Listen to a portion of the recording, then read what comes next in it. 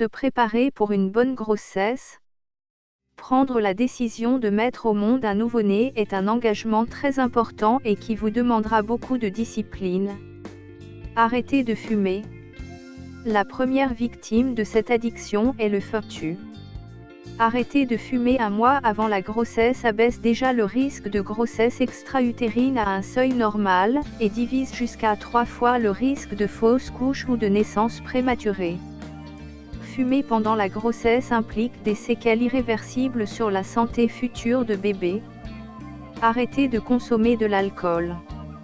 Le syndrome d'alcoolisation fœtale est l'effet le plus grave de la consommation d'alcool pendant la grossesse.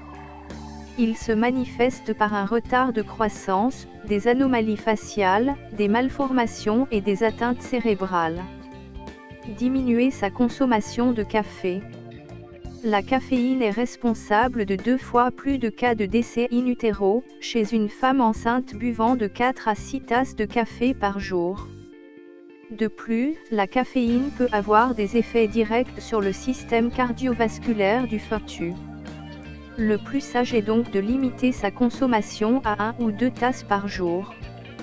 Faites des exercices sportifs. Marchez durant 20 minutes ou s'étirer 10 minutes matin et soir. Si vous êtes déjà sujet aux maux de dos, ne les négligez pas. Fortifiez dès à présent vos lombaires par des exercices ciblés. Surveillez son alimentation. Sans pour autant sacrifier chaque petit plaisir de la vie, évitez certains aliments, tels que les produits laitiers non pasteurisés, le poisson cru, ou les gros poissons qui contiennent plus de métaux lourds, ou encore les fruits et légumes les plus exposés aux pesticides. Prenez des compléments en vitamines, acide folique et fer. Il n'est pas nécessaire de se gaver de vitamines si vous avez une alimentation riche et variée et si vous n'avez pas de carence particulière. Par contre, il est essentiel d'apporter à votre corps des doses suffisantes d'acide folique et de fer, dès l'envie de concevoir.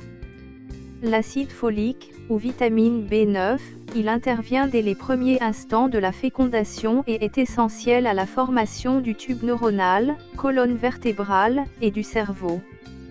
L'apport journalier recommandé étant de 400 microgrammes. Le fer, son besoin augmente considérablement pendant la grossesse. Des compléments adéquats en fer et acide folique existent sur le marché. Le futur papa doit aussi se préparer. Même si c'est maman qui portera bébé pendant 9 mois, ces conseils sont tout à fait valables pour le futur papa, qui apporte la moitié du capital génétique au futur bébé. Lui aussi devra se préparer, physiquement et mentalement, à la conception d'un nouvel être vivant. Abonne-toi à la chaîne Télé Docta en bas de la vidéo. En cliquant sur le bouton rouge, ou sur le lien dans la description et tu recevras toutes nos nouvelles vidéos. Laisse-nous un commentaire sur ce qui t'a plu ou déplu. Ou encore à propos des sujets que tu aimerais qu'on aborde.